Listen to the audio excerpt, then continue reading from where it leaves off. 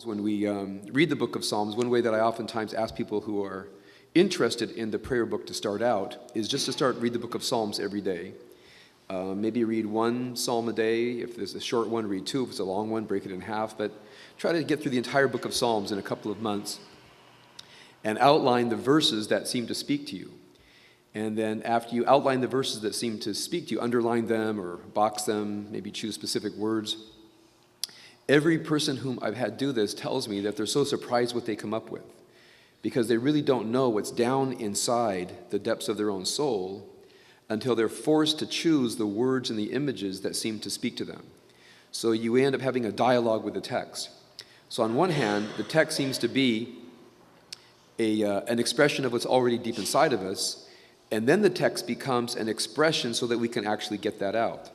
So when I read the book of Psalms, one thing I'm doing is I'm investigating what's deep inside of me. And then once I find what's deep inside with me, you might say I found a musical piece that helps me express what's inside of me. That's another way to look at at Psalms, for example, in the prayer book, is you think of it as music. Certainly you have your own heart, certainly you can play your own instrument, but not all of us compose as well as the other. And I know every musician that I know of loves to play a great musical composition, especially a musical composition that seems to speak to where they're at in their own soul. I mean, any person who's mastered either, again, dance, music, anything that requires discipline and choreography, the reason that you do it is because it's as if some aspect of your soul gets spoken out by performing that piece. So that's one way to understand the prayer book, is that it is a musical score, and the instrument is your own heart, is your own inner life. So the problem that most people have is when they open the prayer book, they have no idea how to read music. The prayer book looks to people who don't know how to read music like music looks, those who don't know how to read music, which is just dots and lines on the page and have no idea how to make sense of it.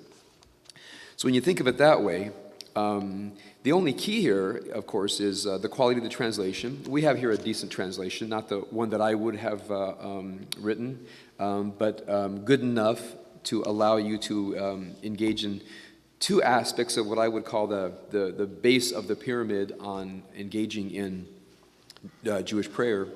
And one of them is the practice of what I call davening the heart of the prayer, which I actually spent a few weeks on. So just to remind you what I mean by davening the heart of the prayer. By the way, this is a Hasidic practice. It goes back a couple hundred years. In fact, I learned it from Reb Zalman Schachter Shalomi many years ago, maybe 15 years ago. It was something that I had been doing kind of informally. I didn't know that it had a name to it. Here's how he described it to me. He says that the Hasidic rabbis, when they would say a prayer in the Hebrew, they would then, in their vernacular, which was Yiddish, they would then, as it were, create a personal version of that in their own language that they would pray with the depth of their heart. So there'd be two services going on at once, reciting the music, as it were, the written music on the page, and then pausing and translating it for yourself. Now, what this does is it stops you from ever just reading over the service of the book, which is what most people do. The service is going along, you're reading along either in the Hebrew or the English, and you're just sliding on the surface. And to pause and to read those English words and say to yourself, what now can I speak from my heart into the heart of the universe?